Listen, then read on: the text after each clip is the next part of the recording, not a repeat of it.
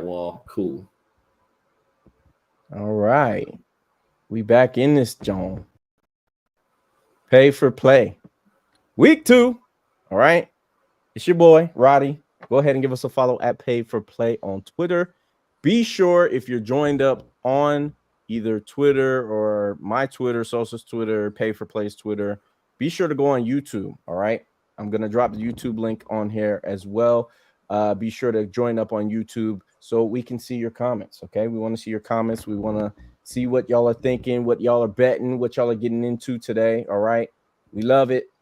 And I know, boys, the slate is a little slow, it's a little, but regardless, college football is back. And guess what? I'm thankful. I'm thankful. All right. So we're going to go ahead and get into it.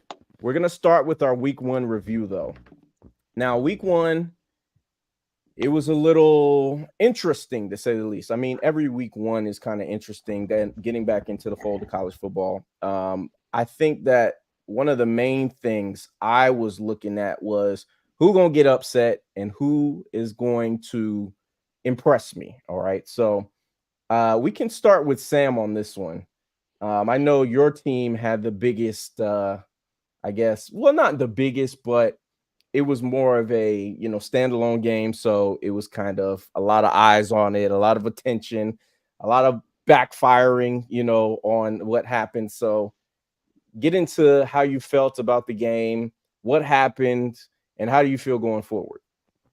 I mean, first thing is like offensive line. That's the biggest thing that stood out to me.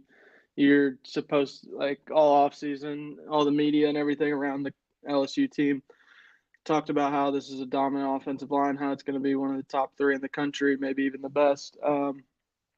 And you just couldn't run the ball. It was embarrassing. I texted many people at halftime saying if we run the ball more than 10 times in the second half, we would lose the game. And they ran the ball on like first down 8 of the 12 times that we had a first down in the second half. So, yeah, it wasn't good. I'm optimistic though. I like what I saw from the defense. They still gave up yards, but they got stops when they needed to. You should have been able to blow that door open in the second half. Whenever you got some consecutive stops and had the chance to go up 2 scores, but offense didn't execute. Nuss looked good. I'm very pleased with how he looked. Pass protection looked really good. Just got to be able to figure out how to run the ball.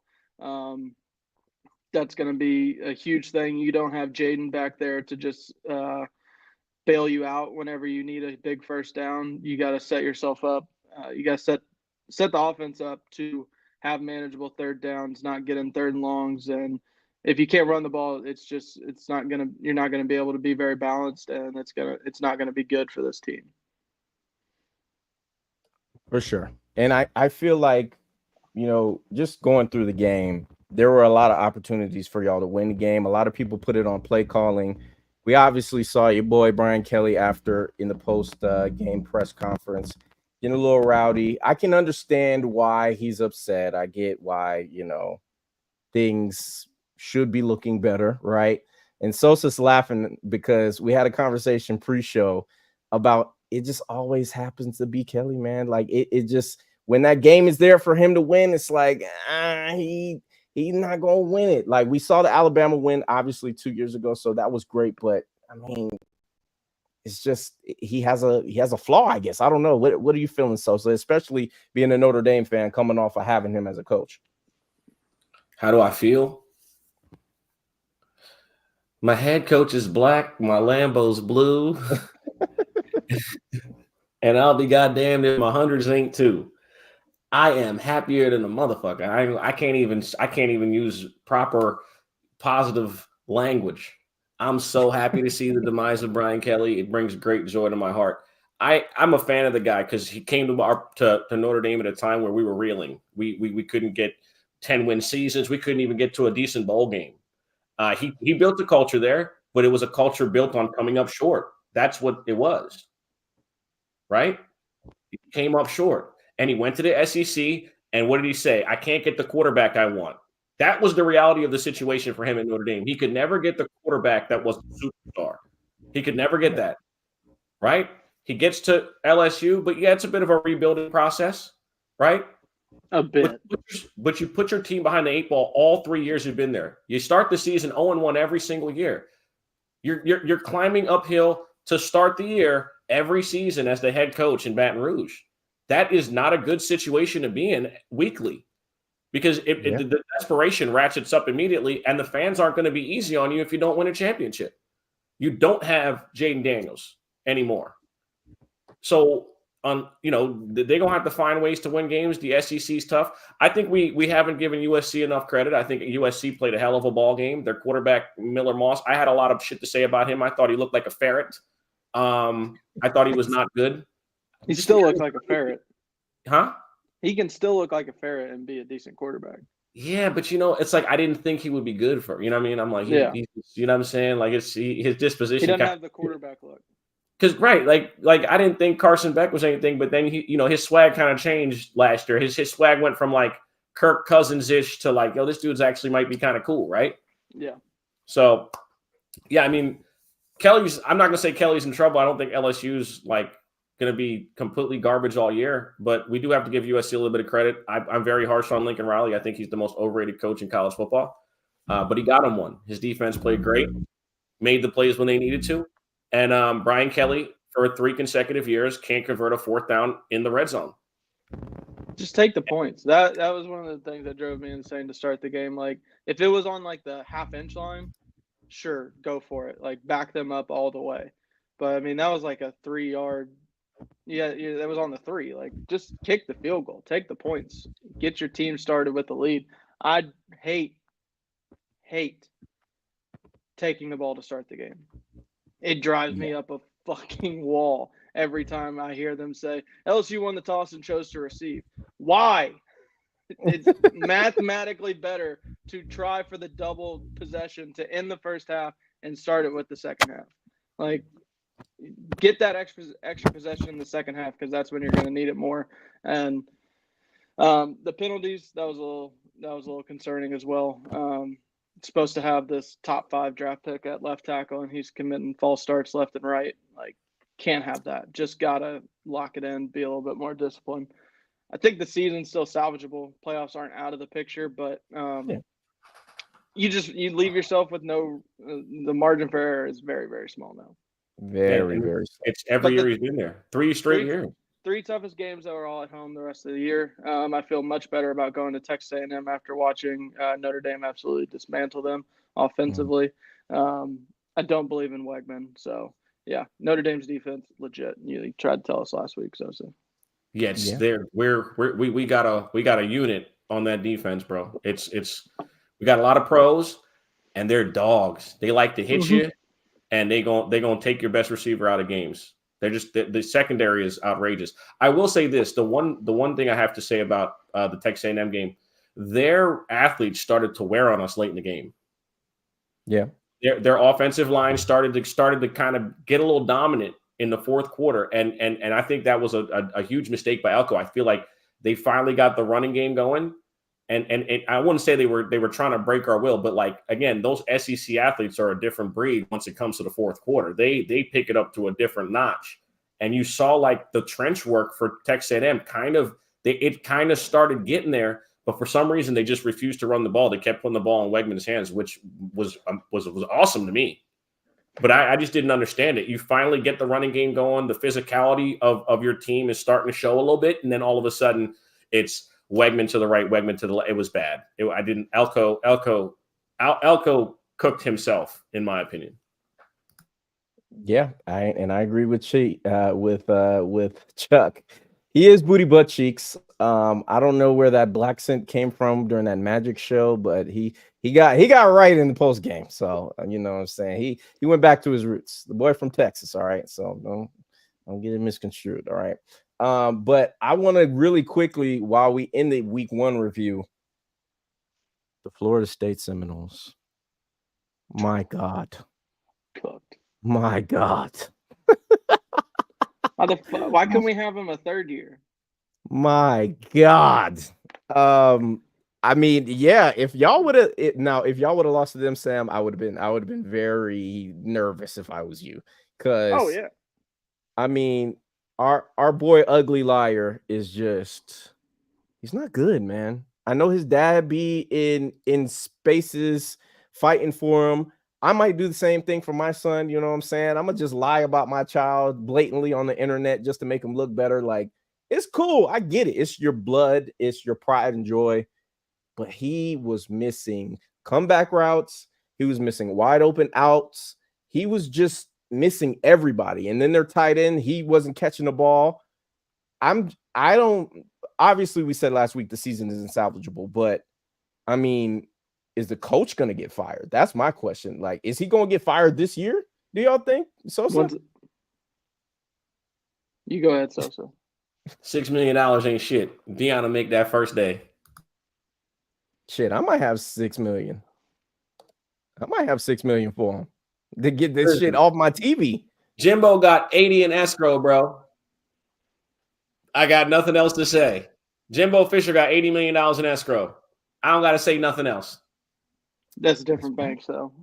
I hear you, but I just want to listen. Just look at what Deion's done from a monetary standpoint in Colorado, and it's no conversation. It's not a conversation. He got the #1 offensive tackle in America to come to Boulder, Colorado, bro. He goes back home. You already know what's going on. It's over with. I think that's the play. Obviously, we talked about Norvell.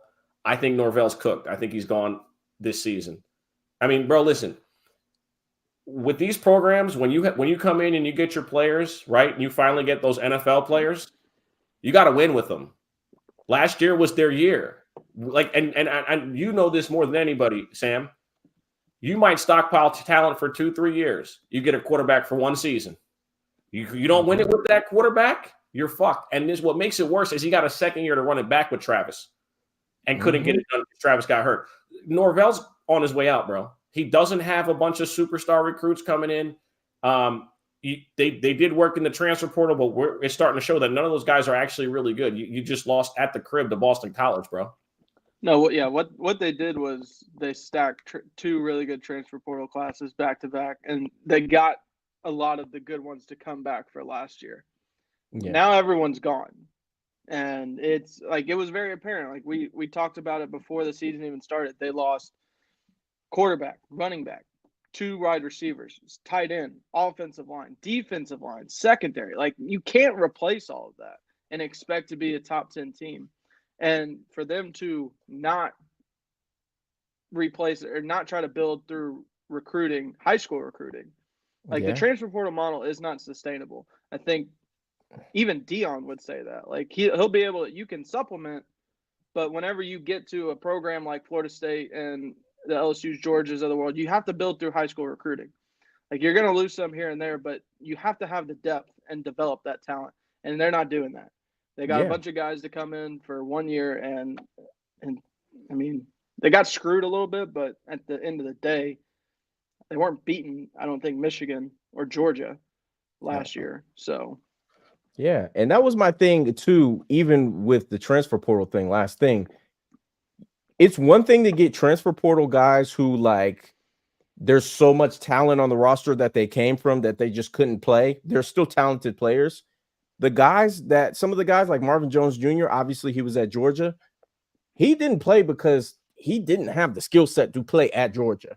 Like, so when you're getting guys from the transfer portal who are not playing because of them rather than the others, it speaks volumes. And you see this, with the lack of camaraderie in the team, and just, you have big names, but they don't have big skills. And that's why I just really think that Florida State is in a bad situation, because if they do fire the coach, a lot of kids are going to get out of there. If Deion comes, maybe, they stay. Let's see. But like Deion said last year, he's going to bring his own luggage. Like, he's going to want to, get out of there. So I don't know. I'll see. We'll see what happens, but we'll go ahead and get into the main part of the show, the games, really quickly. First game of the day. Okay. Colorado and Nebraska. All right. Now, Sosa, he is going to be back, and he's going to give his thoughts on Colorado. But Sam, me and you are going to go first. What are you feeling about just the, I guess, stakes of this game for Colorado? What are you feeling about on Nebraska's end, where they have a really good new freshman quarterback in Dylan Raiola? Obviously, we saw last week Colorado kind of struggled with, I mean, a team that they should have blew out the water. So how are you feeling about this game, and what are you looking at with it? I think it's big on both ends. Nebraska is Rhule's looking for that first signature win. I think a lot of people are preying on Deion's downfall. I'm not one of them. I don't think that the defense is going to get them to where they want to be this year. That's probably going to hold them back a lot more than they would want it to. But yeah, I think, I don't know, going into an environment like this, I don't know that Shedeur and all them have been in an environment like this. Like, Nebraska's going to be rocking for the first, or I mean, this is going to be one of the biggest games that they've had in recent years where they actually have a chance to win and they're favorites. Right. I mean, they've had like Michigan and Ohio State and all those teams come in there, but they just get blown out the water. So, I think a lot of people will try to say Nebraska's back if they win this game, but I'm not going to go that far. Like, we saw an FCS team dice up this defense last week. It's there for the taking. Like, let's see what Raiola is made of. I'm not on either side in this one, but I am on the over because I think there's going to be a lot of points scored. I think Shedeur and Travis Hunter and those receivers are going to be able to move the ball up and down the field, even though I know Nebraska's defense is pretty stout, but I do like the over in this one. Yeah, me as well. I think the over definitely is the play because I think Colorado can sneak in the back door late in the game because I do think their offense is going to be able to produce. I was optimistic, cautiously optimistic though. They're a perfect backdoor team because they're never going to stop. Like, even whenever they're up in a winning and like can go into victory formation, they're still throwing the ball deep. Oh yeah, and they got the horses to do it. I mean, Jimmy looked good last week. Travis is going to be Travis. I don't worry about him. He's going to show up every week. So in the offensive line, that's why I was cautiously optimistic. They looked better. They didn't look great. They looked better, which I think is going to be needed. I think Shedeur's talent can shine through some of the deficiencies they have, but they can't be worst in the country type, offensive line for them to even be competitive. Like, it's not going to happen. It's not going to happen. I need to see them this game before I say they look better because they played a fucking FCS team last week. That is true. But the only thing that I don't like about Nebraska is their corners and their linebackers. Like, everything other, their defensive line is decent-ish, but the back end, I'm really concerned, especially with the level of the athletes that's going to get thrown at them this week. So I'm on the over 2 as an official play. I think it's going to be points. Now, if I still got the line at 7.5, I would have took Colorado to sneak in the back door. But I'm going to take the over just to be cautious and careful. I think Dylan's going to do his thing. We're going to church, Roddy. Hey, look, we got to. Sosa, you've been doing a lot right there. So how do you feel about this game? Where are you feeling when Colorado goes to Nebraska this evening, should I say?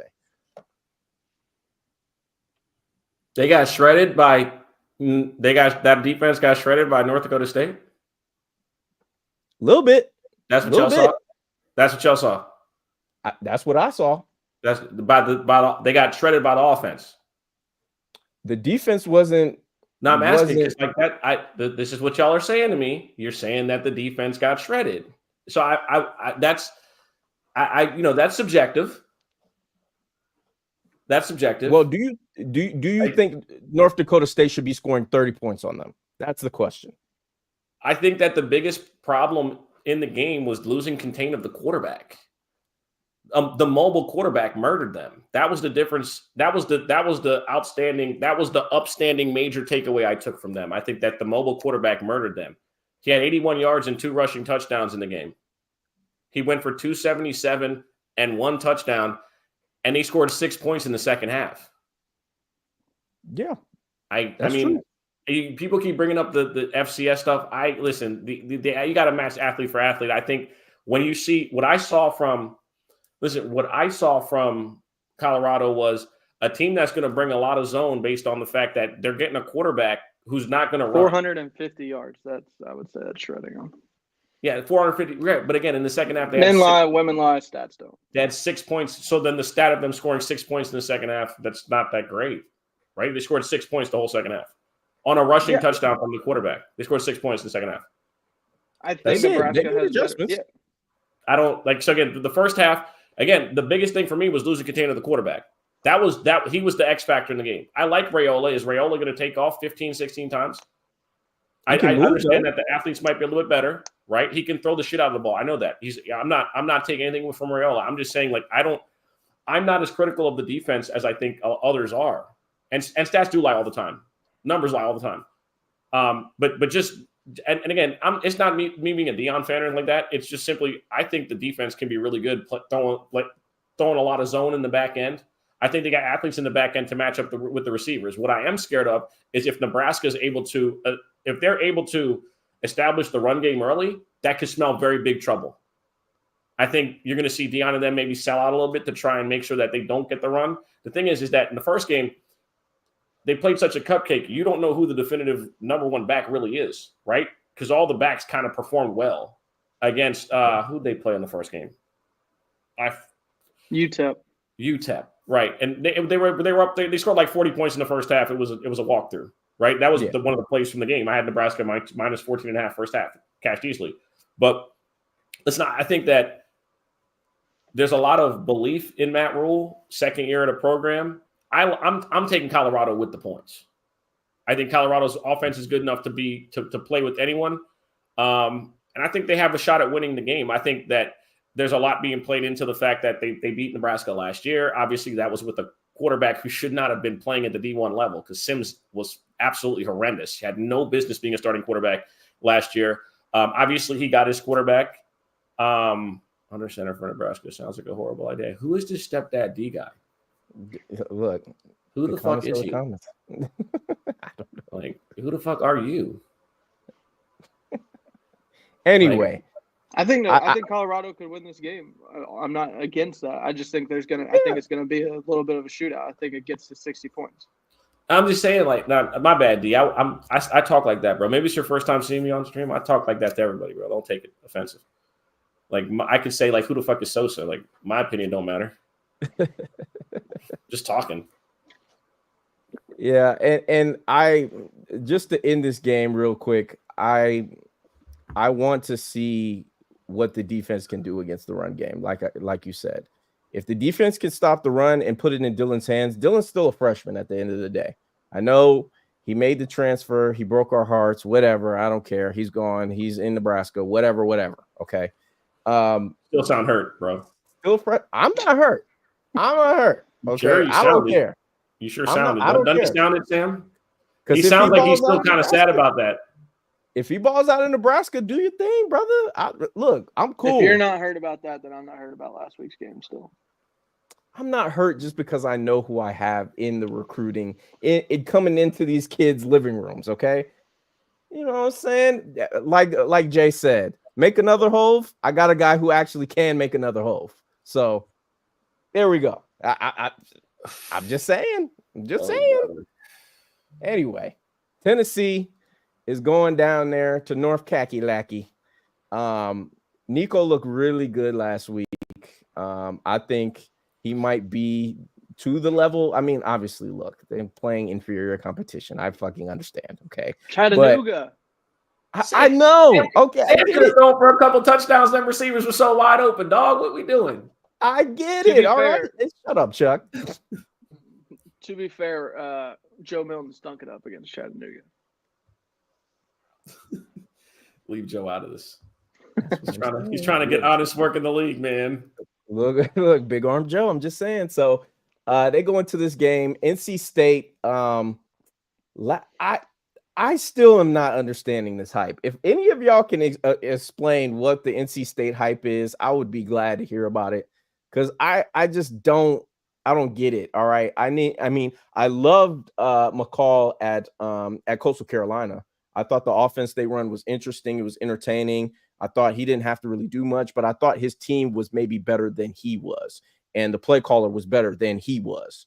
So when you're going up against a Tennessee team who has James Pierce, who's going to be pulling up, all right, like he's going to be getting pressure and he's going to make things uncomfortable for Grayson. So starting with Sam, how do you feel about this game? Because the line right now is at 8.5. I mean, it got up to 10 at some points. I know they're on the road, but I think They're not. Tennessee It's Charlotte. Oh no, I'm talking about Tennessee's on the road. I'm saying Tennessee should smoke them. Oh no, yeah. I mean, it's a neutral site technically. I think Well, yeah, could be more Tennessee fans there than NC State fans. no, never know. But I'm all over Tennessee in this one. I'm buying into the hype. I'm not as sold like to where everyone like people are crowning Nico as the best quarterback in the country already, which Yeah, man, listen, need to see a little bit more on that. Just pump the brakes a little bit. But I mean, we saw North Carolina State in a dogfight with Western Carolina in week 1, getting gashed in the running game. If Tennessee's able to run the ball, it's just going to open Nico up a little bit more. And I think their defense is pretty legit this year. Believe in Heupel. Believe that their team is going to score points. Got 3 plays in this one. Tennessee 7.5. Tennessee team total over 35.5. And Nico 275 passing yards on FanDuel at plus 154. Okay, I like that. So you're saying Nico's going crazy. Sosa, how are you feeling about this one? Because I feel like I feel like Sam stole my notes. The 35.5 is my favorite play in this one. I think that he said it. Sam covered everything, man. Like the only reason Western Carolina didn't win in that game is because the trenches started to take over for North Carolina State, and they couldn't run the ball effectively because their offensive line started getting railroaded. That ain't gonna happen with Tennessee. I actually like Dylan Sampson in this game. I like Dylan Sampson over. I like him. I like the over 68.5 yards. I like him to get in the end zone. Obviously, at minus 260, it doesn't hold like immense value. Parlay booster. Yeah, I'm trying to look for like a parlay type of situation here. They had 300 yards on the ground last week. Tennessee did 300. So I really like Sampson. Obviously, the leading rusher for Western Carolina had 75 yards on 6 carries. I think Sampson's going to get a little more than 6 carries, and I think he should ball out. He should play pretty well. Listen, I like McCall, but Sam made a very good point. You can get players in the transfer portal, and they can put up video game numbers before they transfer to a school. But it doesn't mean that they're going to go to another school and put up video game numbers again. It just there's no correlation there, right? It's not the same athletes. It's not the same system. It's not the same level of competition that they're facing week to week. So it's very that's very, very much like a myth at this point. So yeah, obviously it's nothing. There's no reason for me to think negatively about Tennessee. I do think Nico's the best quarterback in the country, but he's not draft eligible, right? He's a true sophomore, so we can say that, right? I mean, we knew Caleb Williams was the deal his sophomore year, and we know that Nico, as far as his ceiling, we haven't seen him run much yet, but we know that from an athletic standpoint, he checks all the boxes. And I take him over Ewers today. So I would too. You know what I mean? We got Twitter just where I'm at with him in particular. Oh, we got Twitter comments too. Look at StreamYard updating up in the money. Okay, you can comment on Twitter too. I didn't know that. All right, shout out to you, Pamela. Shout out. All right, well, we're done and dusted with this game. Tennessee is gonna wax them. Okay, just be advised. This is the coming out party for Nico. Yeah, for real. And it'll get the hype, maybe the Heisman hype will start to get a little bit louder. I know we're still early, but still, I think that Heisman hype will get loud if he has a good game this week. So, especially with, they got to play us too. So we'll see. Now, Arkansas is going to Oklahoma. All right. Now, our guy Mike Gundy, who had some troubling comments about DUIs and drinking beers in the offseason. He ran It's only Ollie. the first time he's had troubling comments, right? Oh, come on, man. it's Gundy. You already know when he opens his mouth, everybody in that front office at Oklahoma State is just like brace for impact type thing. Holding their Yes. breath. But please don't say nothing extremely stupid. But they're going to host Arkansas. Arkansas is plus 10. Our guy, Big Sam, is fighting for his life out there, but great showing. I mean, it's Pine Bluff. Again, a lot of these teams look great against inferior competition. I can understand that, but I felt a little bit more comfortable, with them and how they did just because of the quarterback situation. Now, the quarterback situation really kind of made me a little bit uneasy. I think he played pretty well last week. There's our guy in the background right there, the legend. Maybe they need to call him if they fire Big Sam. Maybe they need to run it back. There. Oh, he is He's there. He's there. He's calling the plays, baby. We are so fucking back. Are you kidding me? We are fucking back. Boy, we are back. Are you kidding me? We are back. His Harley is parked out front. All right. It's going to pull up to Oklahoma State Stadium. And when you hear them Pistons, hey, you know who pulling up. All right. Big Bobby P, not the little one. All right.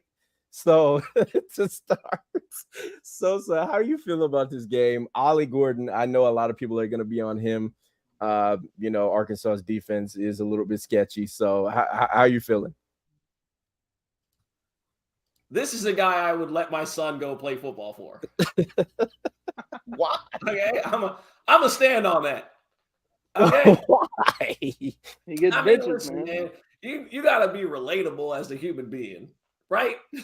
You're right. Sometimes you get caught on a Harley with your side chick, and there's nothing you can do about it. Hey, It'd be like that.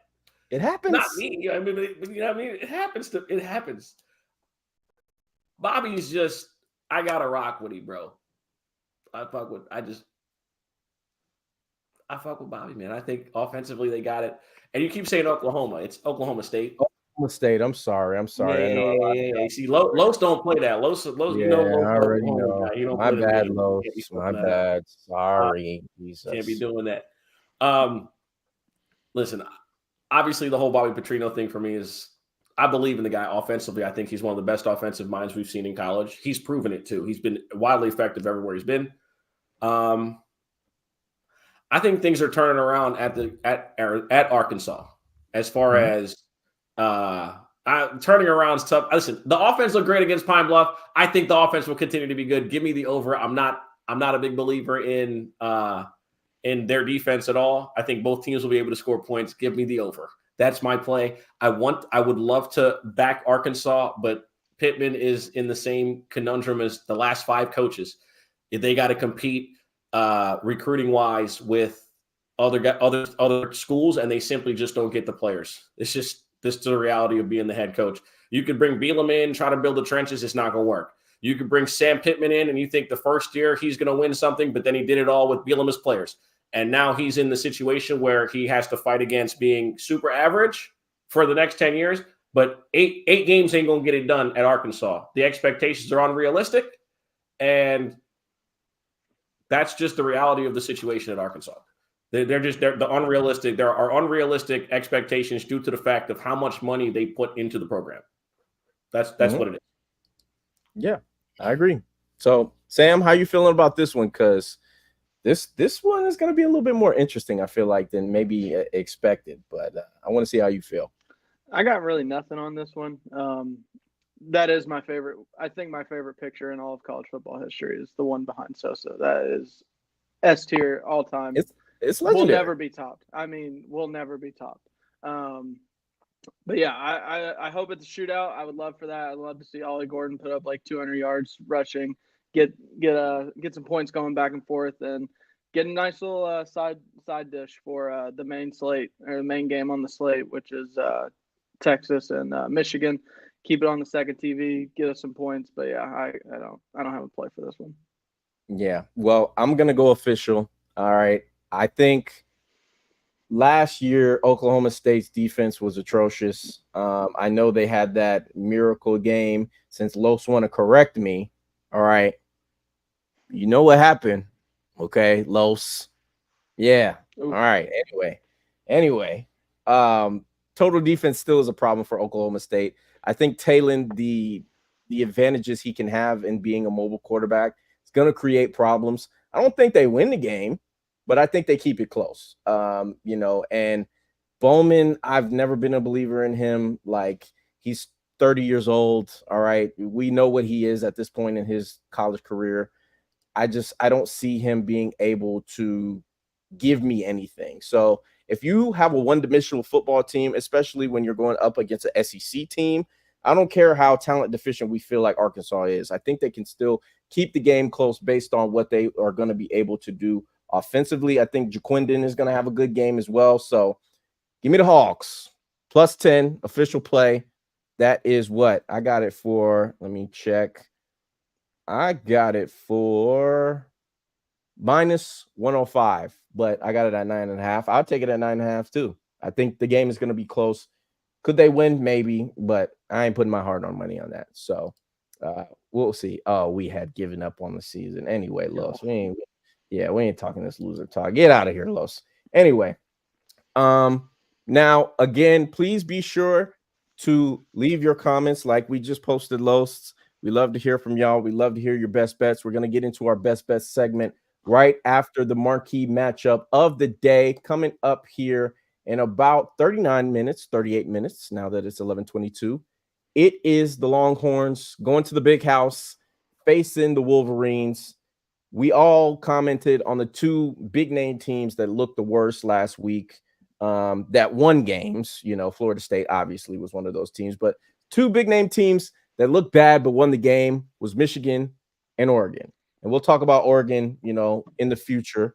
But Michigan's quarterback situation is kind of concerning because, like the old additive is, if you ain't got one quarterback, or if you got two quarterbacks, you ain't got one. You ain't got none. So I'm going to be interested to see if it's straight going to be Orji or if it's going to be Warren today.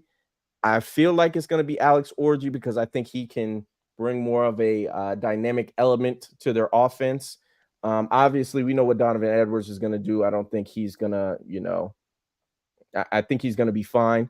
But starting with you, Sam, how do you feel about this matchup? Texas obviously trying to make a big statement. They smoked their opponent last week. But again, superior team, inferior competition. So how are you feeling? I think this is a huge overreaction to week one games. You saw that line all offseason. This line was 3 points. Texas is still the favorite, but jump up to 7.5 earlier this week. That is insane to me. I grabbed Michigan plus 7.5. That's an official play for me. 6.5. I'd still feel like it's a field goal style game. I believe in Michigan's defense. I don't know that Texas can run the ball as well as they want to, and maybe be a little bit one-dimensional. But I think Michigan at home is. I think last week they just tried to get in and out of that game with everyone healthy and didn't really care about showing anything or really. They just tried to get their quarterback some rhythm and everything. But I still don't think this is outside of a one-possession game. I've seen people saying Texas is going to dog walk them, but I'm not of that belief just yet.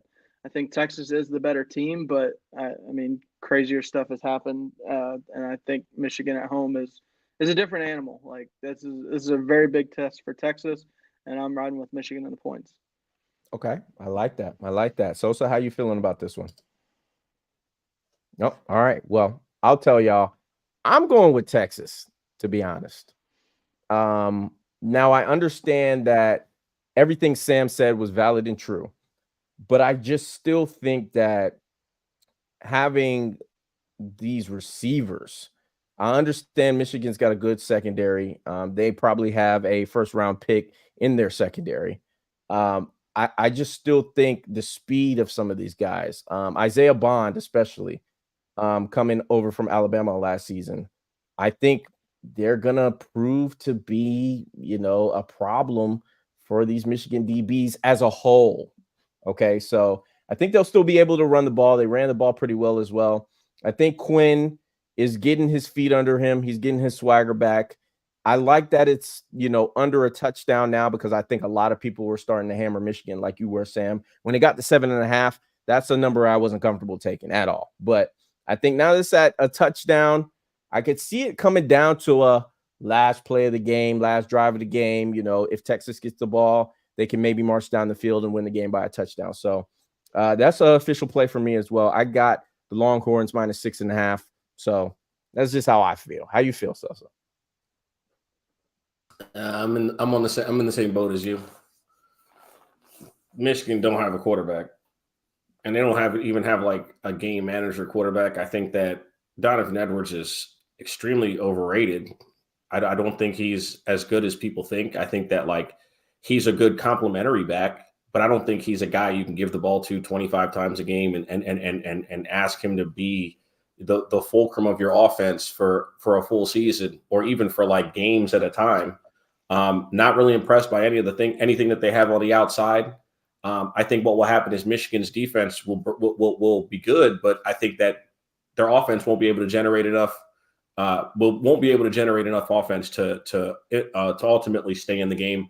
I'm with Roddy on Texas covering the spread. I really do believe that it's just one of those situations where, I think Texas is just a supremely talented team. And I think that Sarkisian's built out a team that's, built to be competitive in the SEC year to year, as long as he continues what he's doing. And, you just got to pray you eventually get one. He got close last year. I think that, I think Texas is going to be in the conversation as a top 5 team all year. And I think that they continue that. I think they continue with today, and I think they win. Okay. Covering's probably, I believe they win and cover as well. So I'm on the same. I'm right there with you on this, Roddy. Okay, for sure. So yeah, we'll see what happens. Again, this game is about to start in almost a little bit more than 30 minutes. So we'll go ahead and get right to our best bets segment. Who wants to go first? That's my question. I'll go first. I'll go first because Sam, you went first last week. I'm gonna let you get your, because I know week to week. Last week you didn't have a lot of volume, but I'm expecting you probably have more this week. So I'm very short. I'm very short this week. I only have 4 plays. Give me 1 second. Let me get the. Yeah, Sam went back to CVS, man. His membership card was calling him in his pocket on his keys. It was calling him, and mine was too. Yesterday. Oh yeah, that too. You know what I'm saying? You put a little extra in that FanDuel account. You know what I'm saying? 4 plays. Second week, it's another week that I like chalk. Last week it worked out very well for me. The only loss I went 7-1. The only team that messed me up was y'all. Oh my goodness. But we're back at it this week. I got 4 plays. My 4 favorite plays already mentioned it. Tennessee's team total over 35.5 minus 110 available on DraftKings. Love the play. Oh, the Ole Miss running Rebels first half team total over 30.5. The offense cannot be stopped by who they're playing. It's going to be the same case as last week. They're probably going to put up close to 70 points. 30.5 is a gift. They're going to easily score 30 points in the first half. Ole Miss, Lane Kiffin and the boys, he's trying to get Jackson Dart in the Heisman Trophy conversation. That matters to him. We all know he's a Twitter guy. He's trying to go out there, put up 70, and rub it in their face. I love that. The third play, the Alabama Crimson Tide, team total over 46.5. The athletes on the outside are too good. Jalen Milroe, he's using these 2 games as practice. Let's be honest. He's using these 2 games to get on the same page with his receivers. DeBoer is putting him in positions to become a better passer, improve his draft stock. I think that's the major thing for Milroe. I think that's Milroe's biggest thing. Milroe wants to play at the next level, right? And he knows that there are direct improvements he has to make to his game. You saw it in week 1. Obviously, you're not going to take that opponent seriously. You're probably not going to take this opponent very seriously, but you do know one thing about Kalen DeBoer. He is going to score points. They are going to score points. No matter where he is, that's just what they do. And I got a player prop as my 4th play. I got it early in the week at 58.5. It's probably up to around 63 now. It's LaJohntay Wester, who plays at Colorado. He transferred from FAU. I like him to get over 58.5 receiving yards. I actually like his number up to close to 70. My reasoning behind that is this. The 2 top receivers that performed last week were guys that were on the team last year. Mm-hmm.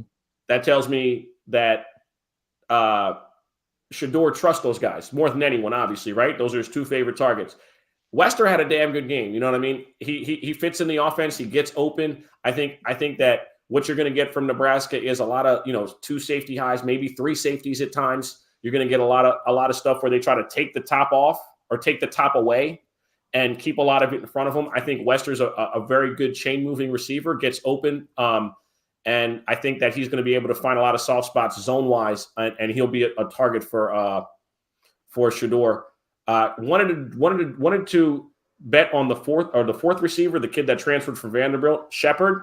However, I can't bet on him because if you look at his skill set, he's a jump ball guy, and I don't think he holds value from a receiving yards standpoint. I think that he can be a target in the red zone, and he can get positioning against smaller cornerbacks. But as far as like route running and just playing snaps, I don't see him being a high snap count guy for Shedeur at any point this season, unless someone got hurt. So that's all I got. Those are my 4 plays, and on to next week. There we go. Love it. Thank you, brother. Anyway, yay. Sam, you up. Let's go. All right. I'll recap what I already have. Colorado, Nebraska over 58.5. Tennessee minus 7.5. Nico 275 plus passing plus 154. Tennessee team total over 35.5 with Sosa. Michigan plus 7.5. Similar to Sosa, Ole Miss first half minus 24.5 feels like taking money. They're going to beat the dog shit out of Middle Tennessee State. I'm going to add that team total as well in the first half. Bama first half, Bama full game. First half line is 17.5. That's disrespectful. They might have 3 touchdowns in the first quarter. DeBoer is going to score points. 30.5 is the line for the game. I understand what happened in this game, in this matchup last year, but it ain't last year. That game was just so weird. Like the weather was awful. They decided to sit Milroe. It was like a team protest. They just looked awful throughout the entire game. I think they're going to exact some revengeance, and Milroe is going to try to go off because this is the one game that he missed last year. Utah minus 14.5. I think Baylor's in a bad way as a program. I love Dave Aranda as a defensive coordinator, but as a head coach, I don't know that it's going to work out for him very well. I don't know that they're very good this year, and I believe in Cam Rising in his 18th year as a college quarterback. And then Notre Dame minus 27.5. Like I said earlier in the show, believe in the defense, believe in Riley Leonard at quarterback, and I think Denbrock's going to score enough points or get this offense to score enough points to cover that spread. Then I'll close it out with South Carolina plus 8.5. I think Kentucky could be in a little bit of a look-ahead spot. I think it's a similar situation with South Carolina. Like I know they were in a little bit of a dogfight with Old Dominion last week, but as a freshman quarterback in his first start, they weren't trying to show very much. I think these programs are pretty evenly matched in the SEC. It's a big game for both of them. They both have big games next week. Kentucky hosts Georgia, which I think could be susceptible to a little bit of a look-ahead spot. South Carolina has LSU at home. So yeah, I could see this being a little bit of a back-and-forth game. I believe in Brock a little bit more, but for it to be outside of a touchdown, give me the Cox. Pause. Good save, brother. That's all I'll say. Wow, how do I follow that up? How do I come on stage after that? We'll just go with even more. Oh man, how do I come on stage? Oh Lord God. All right. Jesus, man. My best bets. All right. Yes, Nugs. Pause. Anyway, I got relax. I'm rolling with y'all. I'm rolling with y'all with Bama. I think they're absolutely going to demolish South Florida. All right. We all saw that video of Saban. I've never seen Nick Saban tired, all right, in my life. And him walking out of USF Stadium just drenched and depleted, like it was a bad game for everybody. Okay. So I got Alabama. I got their team total over 47.5. I also am riding with Sosa with the Dylan Sampson pick. I got his rushing yards over 68.5. I'm going over in that South Carolina and Kentucky game. I think both teams, their quarterback, even though I love Brock, you know what I'm saying? I hate that he had to transfer from Georgia, but I think both teams can put some points on the board. 42 is a little bit low, even though I think both defenses are pretty good. I think that just skates over the number. So that's my sweat of the week, but I think it does go over. I got the over in Colorado and Nebraska, 55.5. All right. Then I got Arkansas officially plus 9.5 at minus 105. You can take it to 10 if you want.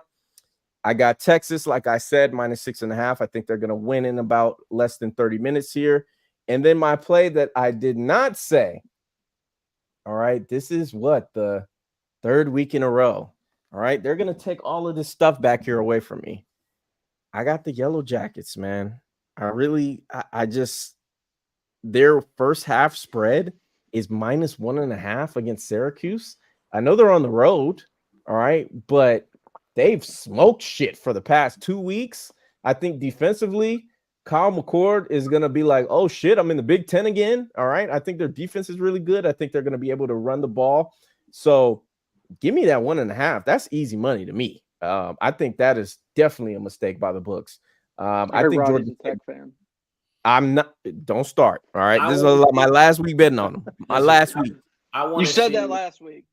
I want to see if the Syracuse head coach is still thanking Ryan Day for Kyle McCord after this week. Like I want to see how that bullshit he was saying last week works out this week for him. I can't wait for that.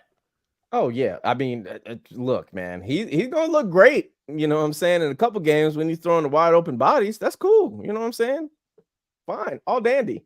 Let's see what he looks like against a real defense, because I ain't really positive about that one, buddy. And then you already know what time it is. All right. I was very conservative last week. Dogs by 15 million. Okay. Tennessee Tech is coming in. They're getting, you know what I'm saying, their little 500,000, which is kind of cheap, by the way. All right. I definitely would have pushed Georgia to like a million and a half, but whatever. The line's at 52.5. I don't give a damn. Okay. Georgia is going to demolish them. And it's not because of the team on the football field. You know why it is, Sam? First game of alcohol sales in Sanford Stadium, baby. They got 110,000 beers in the stadium. They're going to need 110,000 more, okay? If you're going to that Georgia game, don't get your fake tape. That's not enough. Look, that's why I said that's like a beer and a half per person. What the fuck is that? I kind of feel like the director of whatever it was for Washington, for the Washington Redskins, might be true. Like football fans might all be alcoholics. Look, especially if it's like if it light holds alcohol. like 90,000, it's 93,000. Like, yeah, that's like one beer a person. Yeah, you got a point. It's not like that's not legally drunk. Yeah, no. Anyway, I was about to say something. Is that cans and bottles? I think a mix. I think it's like those, you know, those little mini bottles of Coors Light that they have, like those little small bottles, the ones that the man walking up and down the stands will have. I think it's those. I don't know, but so they probably have like drafts too. Yeah, I think so. I was gonna say that's not enough. Yeah, look, I don't know what the hell they're doing. They must have underestimated that. This stadium has been open for over 70 years, and we have never been able to drink alcohol. Or let me say that again. We've never been allowed to buy alcohol inside of Sanford Stadium. Okay, you know, I've seen the student section before. They definitely over there drunk as hell and drinking actively during the game. But that's neither here nor there. All right. So again, I got the dogs on the spread, 52.5. You don't got to take it if you don't want to. I'm just telling you it's gonna happen. All right. And that'll do it for us. Pay for play. Again, follow us right here. Follow our guy, Dumb Brain Picks, aka Sam. Follow Sosa Picks. Subscribe on Sunday YouTube morning to quarterback. win today. Sunday. Big day tomorrow. Big day tomorrow. And we're not Huge. pre-recording the show. We're not pre-recording the show anymore. We're going live again.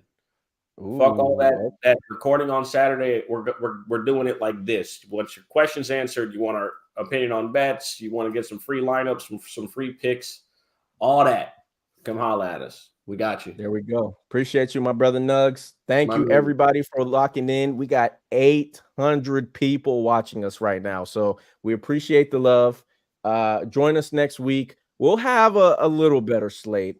In 2 weeks, though, you'll either see me in extreme distress or extremely confident. We'll see. All right. So until then, we'll holla at y'all later, man. Peace.